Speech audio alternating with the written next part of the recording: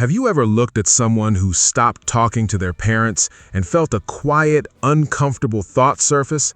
Not quite judgment, but something that resembled it. A thought that whispered, "What kind of person does that?" And maybe if you sit with that question long enough, you notice it isn't just about them. Maybe you've had moments yourself. Moments where you stood in the kitchen at a family gathering, surrounded by people who were supposed to love you unconditionally, and felt a loneliness so precise and so specific that no amount of noise in the room could fill it. Maybe you've thought about distance. Maybe you've already created it, and then spent years wondering if you were wrong to do so, or if the guilt you carry is evidence of something broken inside you rather than something broken in the relationship. The people who cut off their families are rarely talked about honestly. They get filtered through two lenses that both miss the truth entirely. Either they are cast as victims who had no choice, or they are cast as cold, ungrateful individuals who abandoned people who loved them. Neither version asks the real question. Neither version looks at the psychology underneath the silence. And that psychology is far more nuanced, far more human, and far more quietly painful than most people are willing to acknowledge, which is exactly why it deserves a closer look. There is a term for what we're talking about: family estrangement. But the clinical sound of that word barely captures what it actually is, which is this: the deliberate, often agonizing decision by an adult to reduce or completely end contact with one or more members of their family of origin, not out of hatred and not out of indifference, but most commonly out of self-preservation. The critical thing to understand, before anything else, is that estrangement is not a single moment. It is not a door slammed shut in anger on a Tuesday afternoon. It is almost always the result of a long, slow accumulation of conversations that went nowhere, of boundaries that were crossed repeatedly, of needs that were dismissed or weaponized, of love that came with conditions so heavy they began to feel indistinguishable from control. Estrangement is not an explosion. It is the quiet aftermath of 100 small fires that no one chose to put out. And if you are watching this, chances are you are somewhere inside that story. Either you were the person who stepped back, or you love someone who did, or you are standing at the edge of that decision yourself, trying to understand what it means about you, about them, about the nature of family itself. What most people don't realize is that the decision to cut off contact is rarely made by people who feel nothing. It is most often made by people who feel everything. People who have spent years trying to feel less, trying to fix what couldn't be fixed, trying to love in a way that cost them their sense of self. And that is precisely where the psychology becomes interesting. In this video, we're going to explore 8 psychological patterns that shape why people estrange from their families, not as a checklist of dysfunction and not as a justification for any particular choice, but as a serious, honest attempt to understand one of the most painful and least discussed decisions a person can make. Some of these patterns will feel familiar immediately. Others might take a moment to land. Either way, I'd encourage you to stay until the end, because the last few points are the ones that tend to change how people understand not just estrangement, but the entire way they think about family obligation and emotional survival.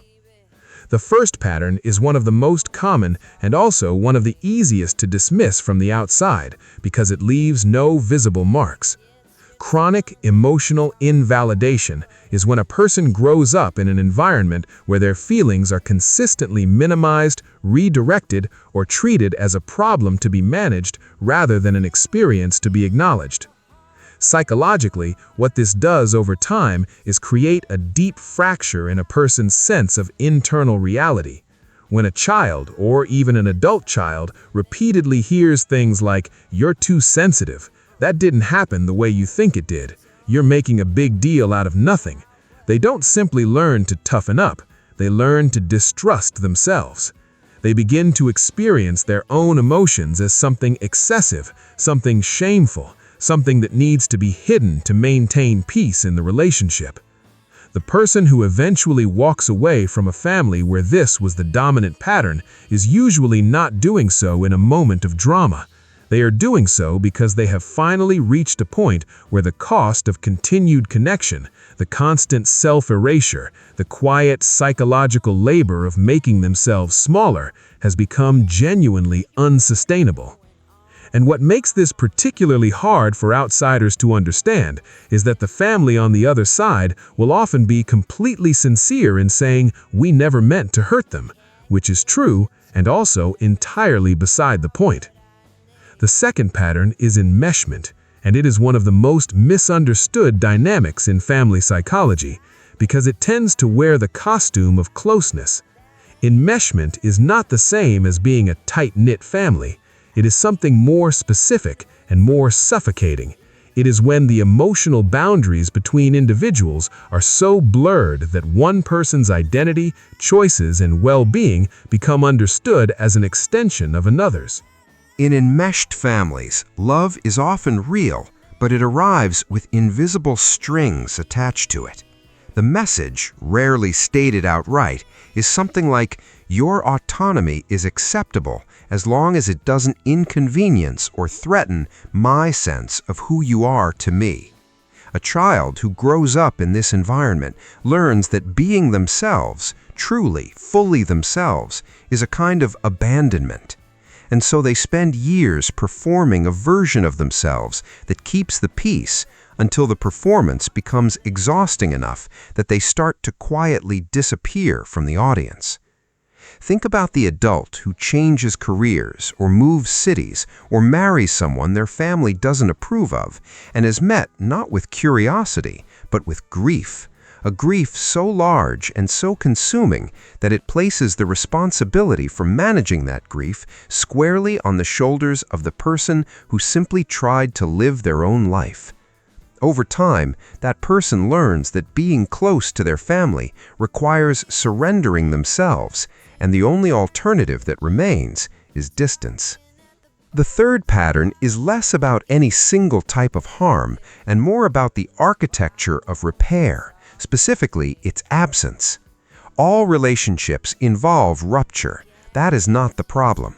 The problem is when rupture is consistently followed not by repair, accountability, or even acknowledgement, but by minimization, deflection, or the silent expectation that time alone will dissolve what was broken. Psychologically, human beings are not wired to simply forget harm. We are wired to seek resolution, to look for the moment when someone important to us says, "I see what I did, and it mattered, and I'm sorry."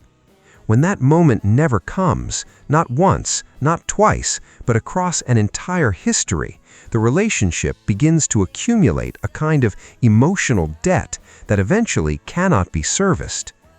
The person who walks away is often not walking away from a single wound. They are walking away from a ledger that no one else in the relationship was willing to open.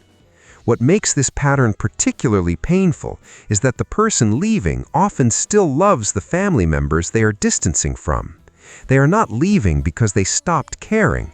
They are leaving because caring too much for too long without reciprocity has begun to cost them more than the relationship gives back.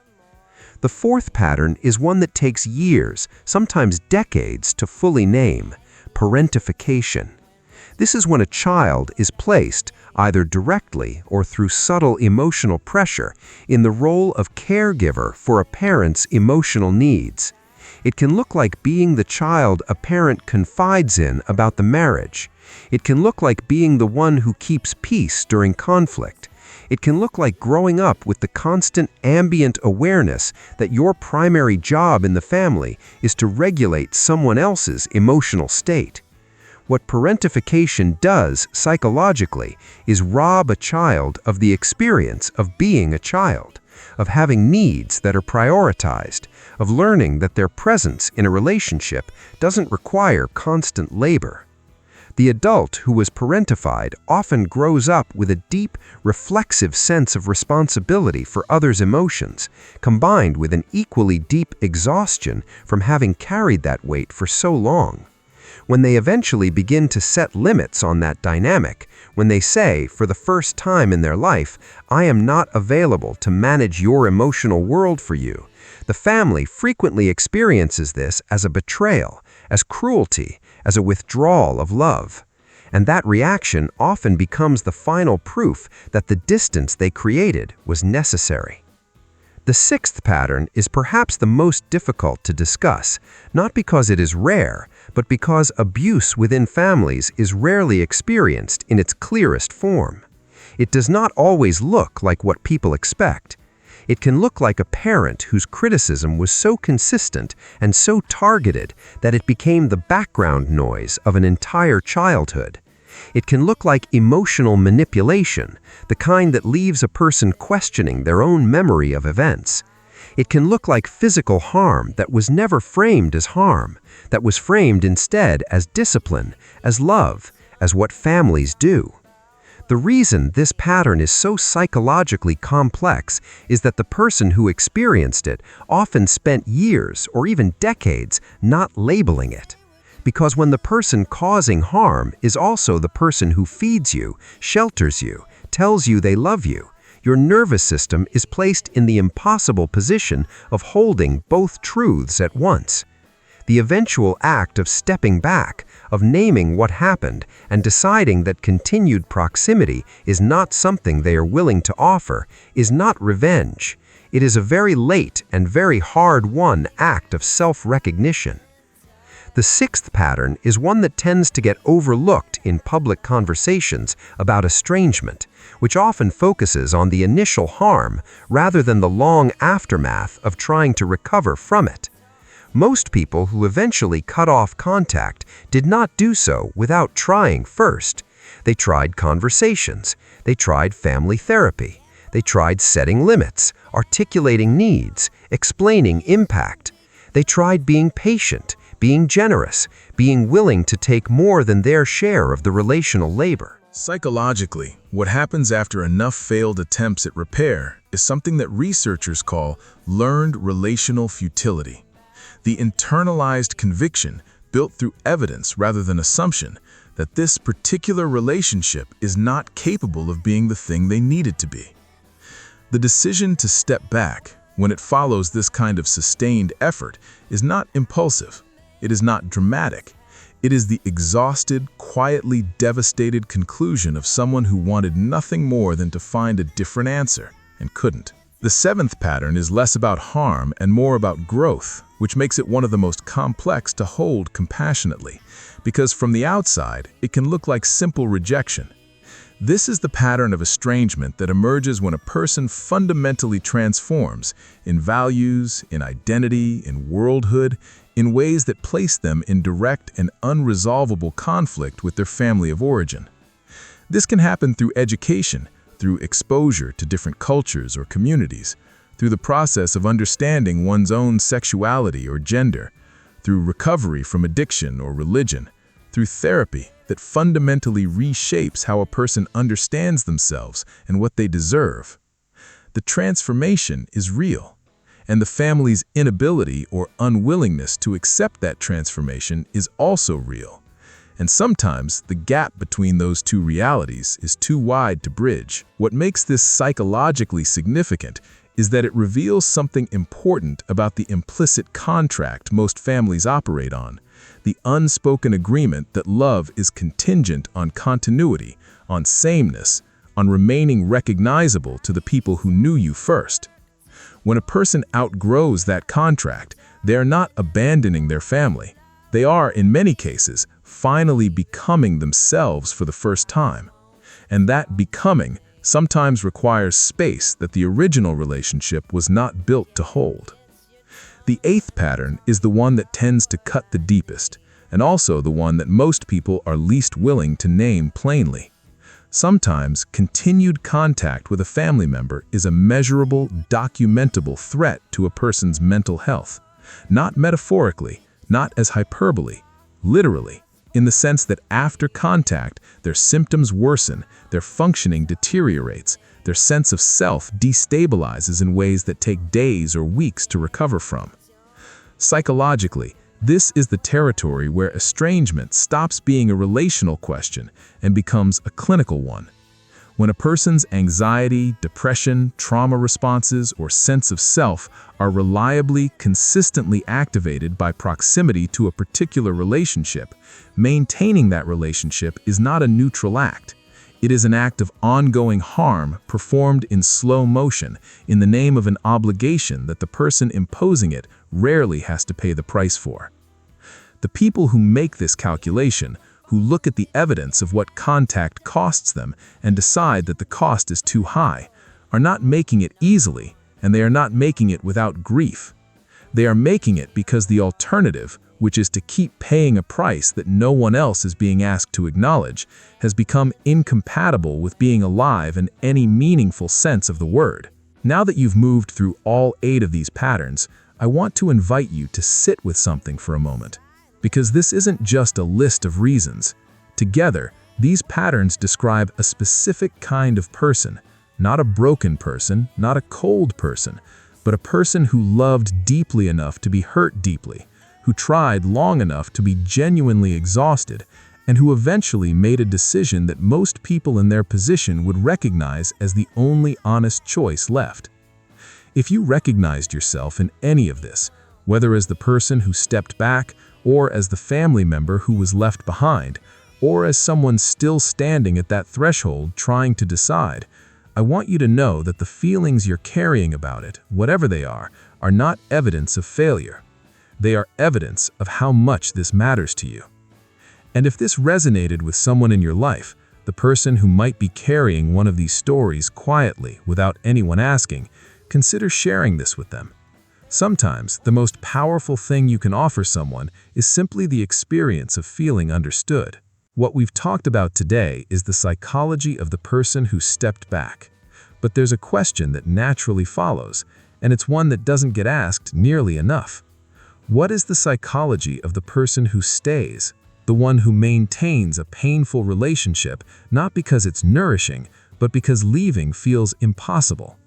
Why do some people find the distance and others spend decades unable to create it, even when they desperately want to? That's a separate but deeply connected conversation, and if you want to go further into the psychology of why we stay in relationships that cost us, I've left a video linked on the screen right now that explores exactly that, including the specific emotional patterns that make leaving feel psychologically impossible, even when it's logically necessary. Thank you for staying through this entire video, genuinely. This is not an easy topic to sit with, and the fact that you're here, asking these questions honestly, says something important about you. If this video gave you something, a word for something you've been carrying, a moment to feeling less alone in a complicated situation, please hit the like button, because it helps this kind of content reach the people who need it most. And I want to hear from you in the comments. Have you ever had to create distance from someone in your family, or has someone in your family created distance from you? And what did you find hardest to understand about it? There's no right answer, and every perspective matters here. If you want more psychology content that takes these questions seriously, without oversimplifying them, without telling you what to feel or what to do, subscribe to this channel and turn on the notification bell so you don't miss what's coming next. I'll see you in the next one.